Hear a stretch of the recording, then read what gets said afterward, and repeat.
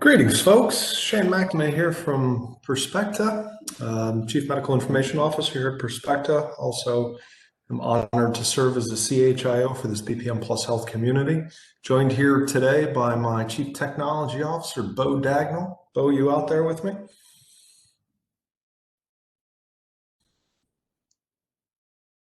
I know you're out there, Bo. I'm texting with you. He is. He's just on mute.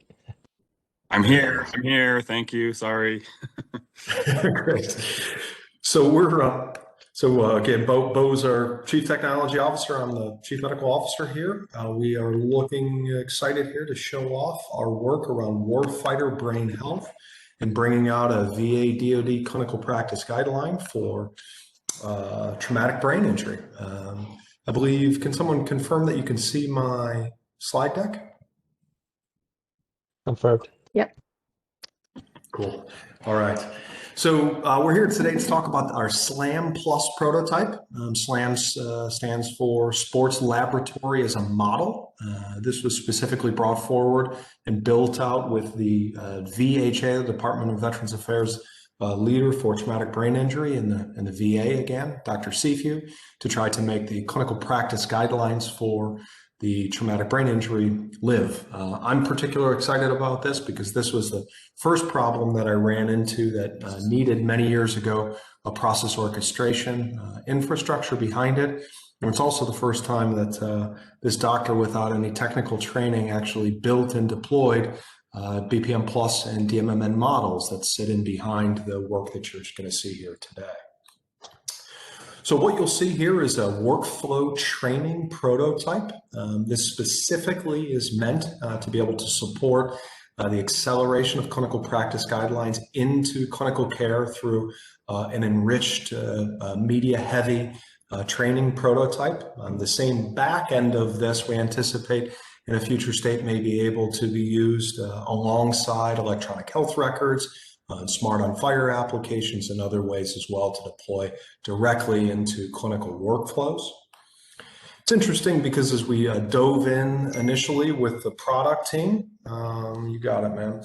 We dove in with the product team or the project team from the VA.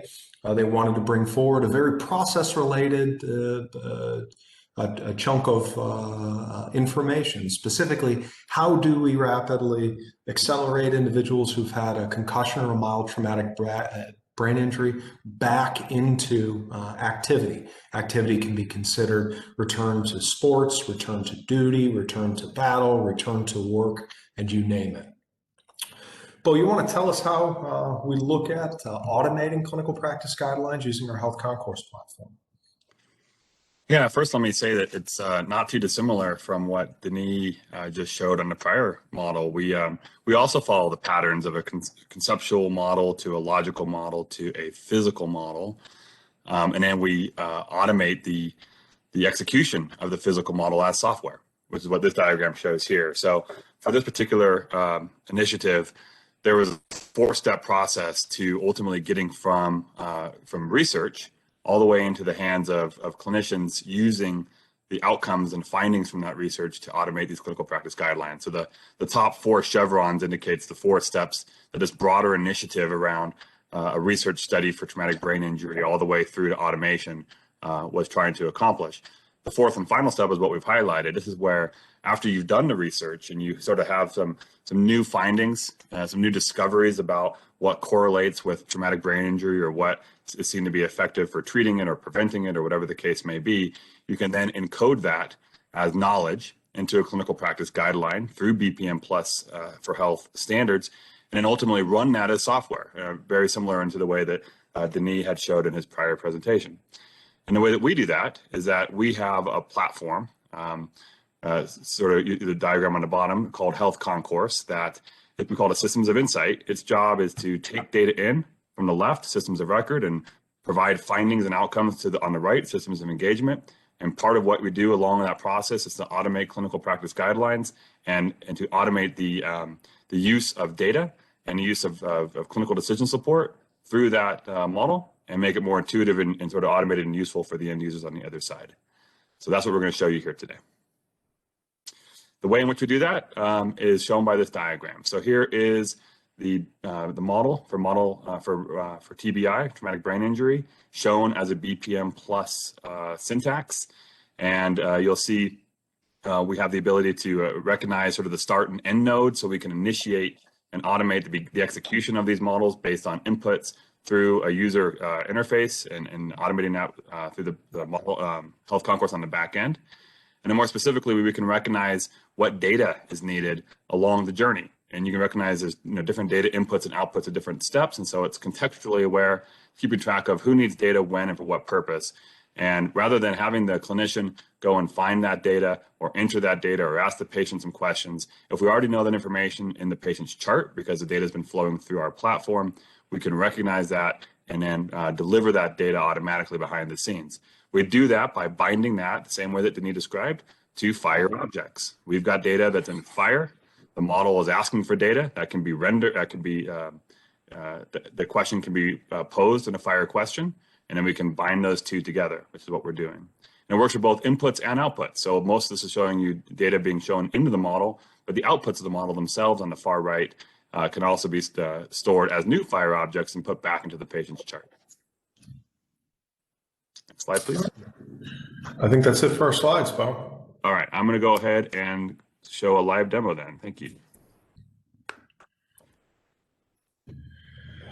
So as Bo is diving into this, you're going to see two pieces of technology. One is our HealthConcourse platform, which is a FHIR canonical model, digital integration hub. Riding on top of that is a interface here. Looks strange on the screen. Interface here that is rendered as a web app.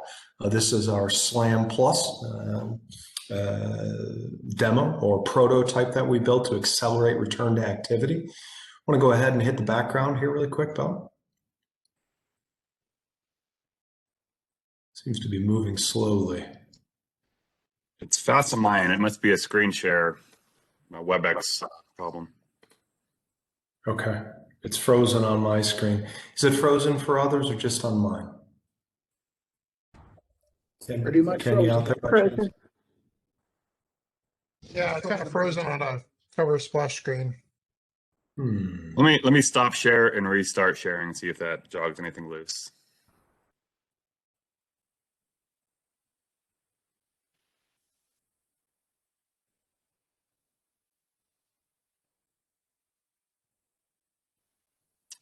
Even the stop sharing action is locking up, so I'm not sure. I think WebEx is Oh, went bye-bye. So we just dropped you. okay. I'm gonna try and share again. Hopefully this will fix the problem. Slowly getting there. All right. Well, we're into it, but again, it looks funny. So just a little bit of background, current existence in healthcare, 17 years. I think we all know this, to take prove best practices and move them into care. Twice the number of time yearly that medical knowledge doubles. Clinical practice guidelines are stuck on paper.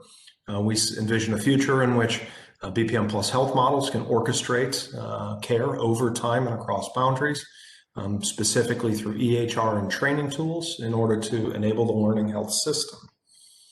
Clicker forward, Bo. Very simply, taking clinical practice guidelines on the left, this one for mild traumatic brain injury around a population health risk stratification model. To the right, rendered in BPM plus health and FHIR, and then automated using our HealthConcourse platform. And just to anchor this, getting back to the terms that were introduced in the last session. So this would be the, I'd view this the conceptual model, right? And this rendering on the right is the logical model. And now we're going to show you here shortly the implementation of the physical model.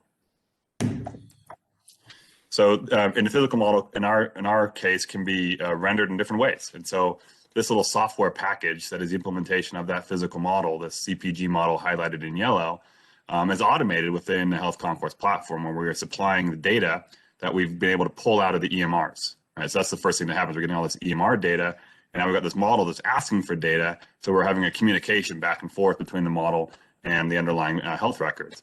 Now, this can be embedded from a visual and sort of a UX perspective directly into an EMR, because it does have a visual element to it. You can imagine a smart on FHIR app, for instance, taking up a portion of the real estate on an EMR screen. Alternatively, it can be delivered more as a training module so that people can understand how to use the best evidence encoded inside the clinical practice guideline so that they can perform the best care for the patient. And that's actually how we put this together for this particular demo.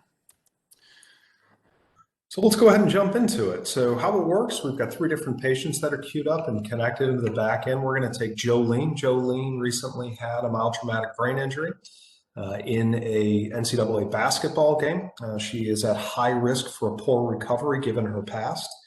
Within side of the Chrome of the application here, you'll see at every step there are 4 boxes. In the upper left is a place where users can interact with the models. In this case, we're collecting her neurosymptom inventory. I want you to just go ahead and give her 4s down, if you don't mind. Unfortunately, Jolene is not doing well after her headache. In the upper right, you'll see the model itself that's being run. We are in the triage phase right now. As you can see, it's indicated by the red box around it. But if you just want to kind of roll the screen down there so we can see it's on the bottom. On the left-hand side, on each one of the screens, these are different pieces of information that trainees would need to be able to see to be able to understand what they're supposed to be doing at this step. And then in the lower right, a variety of different videos and media-rich things that exist within there to help with the training. Why don't we go ahead and click forward? We have 2 minutes left here, Bo, so let's roll through this here quickly. This is collecting the other half of the data that's necessary. So at this stage, a clinician would be gathering her symptoms associated with where she's at right now. We now are performing an exercise tolerance test. She does not tolerate exercise. All of this information, her past medical history, as well as the data that we just came through here, is being now pumped into a DMMN model that's on the lower right there. This is just a picture of it, but it is running in the background here. That is calculating a risk level. The risk level that came through to recommend here would have been a high risk treatment level. We've implemented a pattern here that you'll see frequently where we bring forward recommendations from the algorithms or the decisions to human beings to make those decisions. We went ahead and put her in the high risk pathway. We kicked her in. There's a treatment plan associated with that and an in-depth component there. We go ahead and roll forward, Bo. I could just point out one quick thing. The model is being updated as we go through. And so steps that have been completed, either by interaction with the UI or behind the scenes by supplying data, are now grayed out, and you're getting a red box showing you where you currently are. So now Jolene is going into her treatment team. This is into the high risk pathway that we had chosen for her. Clicking through there. Seems to be moving slowly. It's stuck. It's moving slowly on my end too. Okay. So essentially, in the way that the model then flows through from here, goes through, hits each of the stages, presents to the clinicians what should be done at those stages, the type of information that they should be gathering from the patients, recommendations and suggestions into necessarily how they would move a patient forward. The way that this model then works would, I don't know what's stuck here at this point. Sure. But then we would kick her through the high risk treatment pathway. We just came out to the top here to the high risk treatment pathway, and then back into triage, and then a return to play progression as it flows through. Nearly out of time here. Bo, do you have HealthConcourse up in the background to show the data objects that we're capturing? Yeah, I do. I apologize. I'm not sure why that got stuck there, but clearly it did. So. Yep, let's bring up the. So essentially, that would continue to flow through of a lot of different ways to choose your own adventure, kind of a pathway for learning or what have you. We've got her up in HealthConcourse on the back end here. This is a patient viewer that collects FHIR resources associated with. All of the data that was in the model is saved within here. And then if you go into social, into the observations, all of the data objects that were created from a FHIR perspective were then written back to the model as new knowledge, so we can understand when she started within the protocol, the different decisions that were made, how long it took her to get to the endpoint, and what the specific endpoint that we got to was rendered in. Everything obviously here displayed in FHIR. You're looking at the JSON here that's back behind the scenes. So at a top level, taking BPM Plus Health models, rendering them in automation models, plumbing them with FHIR data, building them into a media-rich UX, in this case for training to accelerate the findings in the clinicians' heads, but on a technology roadmap to actually build this out, to deploy this as a tool for clinicians to use aside their EHR to guide them. Sorry to interrupt, Shane, but I'd like to make sure we have the chance to put in at least one question if there is one. Sir. So again, during that transition period, we're going into a break. But so is there a question anybody want to ask Shane or Bo?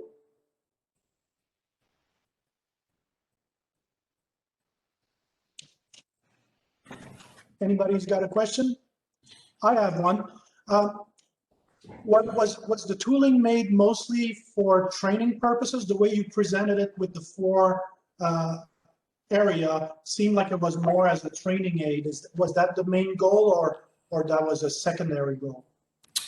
The product, the SLAM Plus product for here was built as a training aid. It was not built as an EHR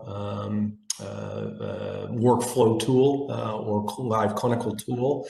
The same, obviously, back end that exists here, we anticipate that we will build out and deploy as that. We're just not quite there yet from the technology roadmap. But this is a specifically built around a training purpose and a training tool. Excellent. Thank you. Thank you, Shane. Thank you, Bo. This was a great presentation. Some great BPM Plus at work.